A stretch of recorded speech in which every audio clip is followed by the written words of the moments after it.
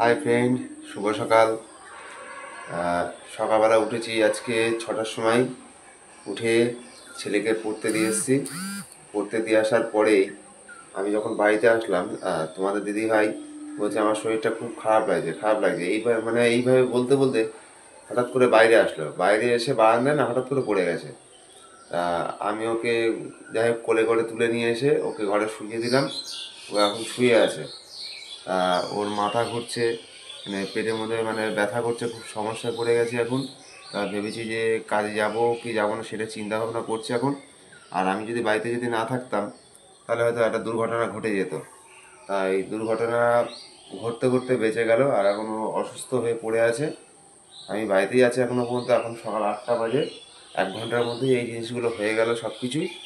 তাই দেখো এখনও পর্যন্ত শুয়ে রয়েছে ও। আমি বললাম যে তুমি শো, এখানে রেস্ট নাও, যা করার আমি করছি। দেখো শুয়ে আছে এখনো পর্যন্ত। আমি বললাম শুয়ে থাকতে, উঠতে হবে না তোমাকে, রেস্ট নাও একটু। তারপরে ওর গাটা গুলাচ্ছিল, মাথা ঘুরছিল, আর বুকটা মানে বলছে যে ব্যথা করছে। তারপর বসে বসে অনেকক্ষণ বুকটা একটু ডলে দিলাম, যাতে একটু বুকটা মানে শ্বাস প্রশ্বাস নিতে সমস্যা না হয়, তার জন্য ডলে দিলাম। তা এখন শুয়ে আছে, দেখো তোমরা।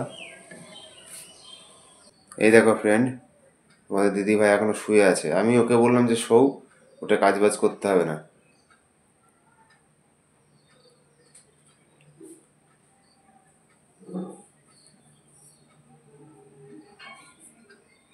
এদিকে তাকাও।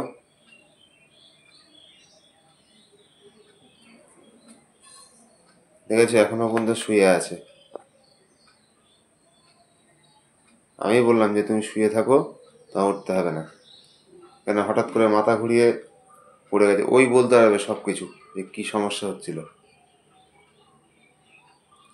আজকে ও বাড়ি না থাকলে আজকে আমার যে কি হতো আমি নিজেও জানি না। আমার মানে ভালোই ছিলাম, ঘুম থেকে উঠেছি যেই, ওঠার পর যেই আমি বাইরে বেরিয়েছি বারান্দার ওখানটায়, আর আমার মাথার মধ্যে এমন করে ঘুরে চোখ মুখ পুরো অন্ধকার হয়ে, আর পেটের মধ্যে পাখি উঠেছে, আর আমি পড়ে গেছি। তারপরে হাজবেন্ড ঘরেই ছিল, ও তাড়াতাড়ি করে গেল, কী হয়েছে আমি বলতেই পারছি না। তারপরে ওখান থেকে ঘরে নিয়ে আসলে, নিয়ে এসে শুয়ে দিয়েছে। শুয়ে রয়েছি, এখন একটু ভালো লাগছে। তা শুয়ে থাকি, আবার তোমাদের সামনে পরে আসবো, কেমন থাকি না দেখি। কেমন থাকে না, মানে কেমন থাকে না থাকে তোমাদেরকে সেটা পরে জানাচ্ছি। তা বললাম যে গ্যাসের ট্যাবলেটটা খেয়ে নাও, খেয়ে নিয়ে কিছু খেতে হবে। ওর মাথা ঘুরছে আর ও বমি বমি পাচ্ছে, মানে পড়ে গেছে একটু আগেই, তোমাকে বললাম সেটা। বারান্দায় পড়ে গেছে, আমি আবার ঘরে তুলে নিয়ে আসলাম।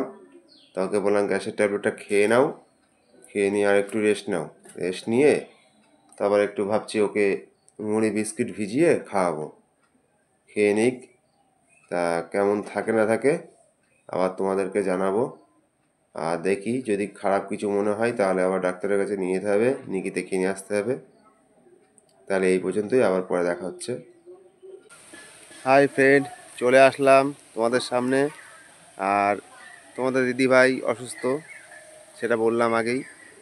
আর সকালবেলা রান্নাটা আমিই করেছি, মানে সাদা ভাত আর আলু সেদ্ধ একসঙ্গে করেছি, আর ঘি দিয়ে খেয়ে নিয়েছি। তা ও অসুস্থ, এবার রান্না বান্নার সমস্যা।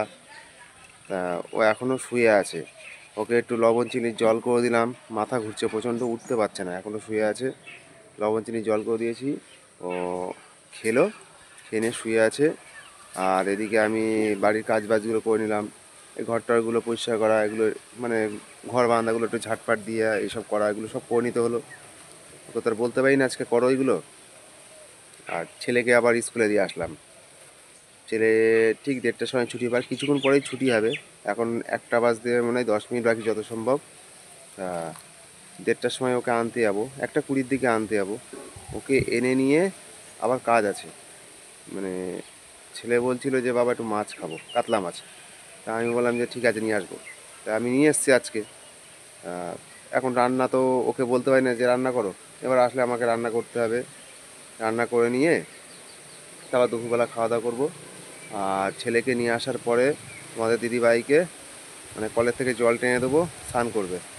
ও স্নানও করতে পারবে না জল না যদি টেনে দিই, গা হাত পা পুরো ছেড়ে দিয়েছে, শরীর পুরো ছেড়ে দিয়েছে। আমি জল টেনে দেবো, ও স্নান করবে। তা দুপুরবেলা যখন খাওয়া দাওয়া করবো আবার তোমাদের সামনে আসবো, এসে আবার কথা বলবো কেমন কি আছে। ওকে ওষুধ দিয়ে আসলাম সবে মাত্রই, খেয়ে শুয়ে রয়েছে। আবার দুপুরে যখন খাওয়া দাওয়া করবো তোমাদের সঙ্গে আবার কথা হবে। টাটা।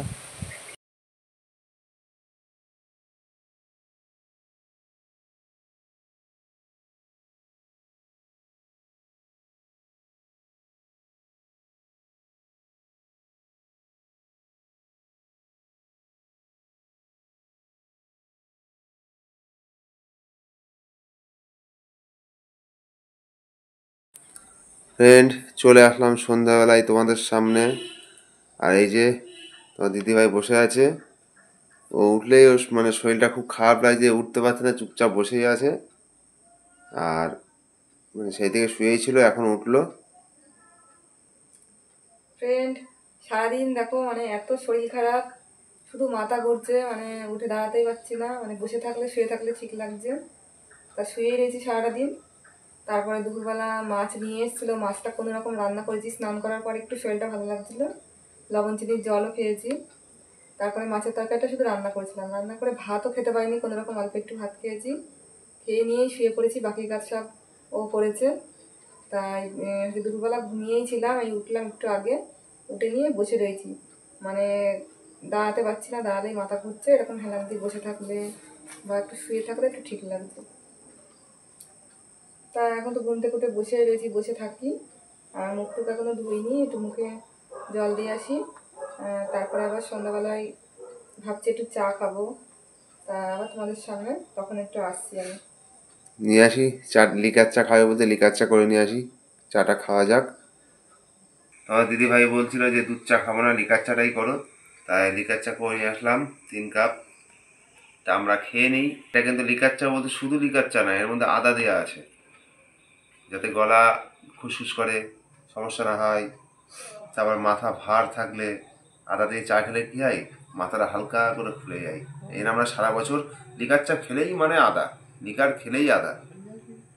আর তা যাই হোক, আজকের ভিডিওটা এই পর্যন্ত। আবার দেখা হবে পরের একটি ভিডিওর সঙ্গে। Tata, bye bye.